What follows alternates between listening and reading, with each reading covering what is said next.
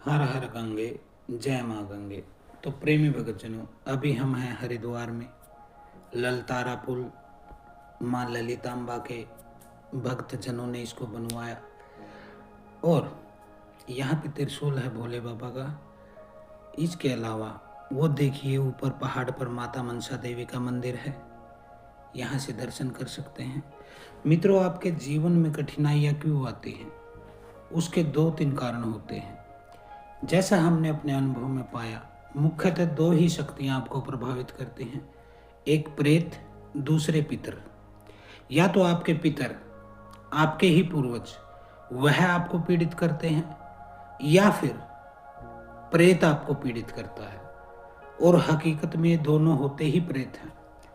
आपके पितर जब तक आपके घर में हैं तो वह पितर हैं, लेकिन जैसे ही वह आपके पड़ोसी के घर में जाएंगे वह प्रेत बन जाएंगे।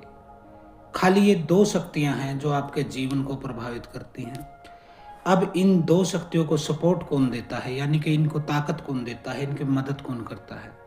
देखिए, जब भी कोई तांत्रिक आपके घर में कोई प्रेत को भेजेगा तो वह माता मसाणी को लगा के भेजेगा उसकी अगुवाई में, यानी कि उसकी रक्षा में।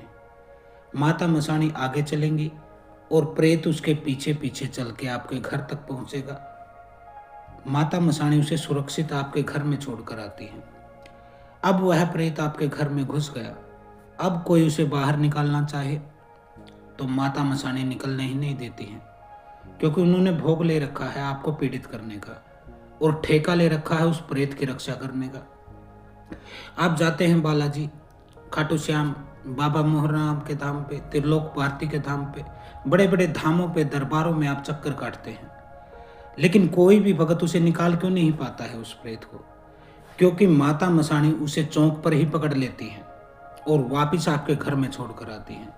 यह मसाणी वचन की पक्की होती है। इसी से प्रेत को ताकत मिलती है और आपका इलाज नहीं हो पाता है। और भक्तों, गुरुओं को यह पता नहीं होता है, इसलिए जब भी तंत्र काट होता है तो उसमें मसाणी की मदद लेनी अनिवार्य है, उसको मनाना अनिवार्य है। चाहे कोई भी प्रेत लगाया है, मसाणी की अगुवाई में ही वह चलेगा, क्योंकि हर चौक पर माता मसाणी का राज है। न तो प्रेत आ सकता है न जा सकता है उनकी मर्जी के बगैर। तो यह होता है।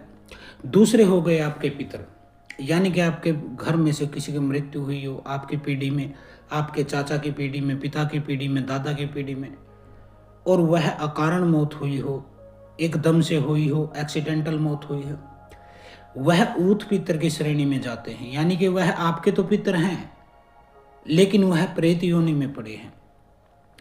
फिर वह आपको पीड़ित करते हैं। और उनकी मदद कौन करता है? उनकी मदद करती हैं आपकी कुल देवी, ताकि आपको पीड़ित किया जा सके। अब कुल देवी उनकी मदद क्यों करेंगी? क्योंकि बेटा देखिए, आपके चाचा थे, उनकी कोई संतान नहीं थी, उनकी मृत्यु हो गई और उनकी प्रॉपर्टी किसको मिल गई? आपको। अब आप उनके प्रेत योनि से मुक्ति के लिए प्रयास नहीं कर रहे हैं, तो जितने आप अपनी कुल देवी के बेटे हैं ना, उतना ही वह आपका चाचा भी उसी कुल देवी का बेटा है, क्योंकि वह भी तो उसी वंश में पैदा हुआ था। लेकिन आपने उसकी प्रॉपर्टी को तो हड़प लिया, लेकिन उसकी मुक्ति के लिए प्रयास नहीं कर रहे हैं। तो ये 2 शक्तियां होती है, एक मसाणी और एक कुल देवी, जो आपके प्रेत को और पितर को बल देती है ताकि आपकी बैंड बजाई जा सके।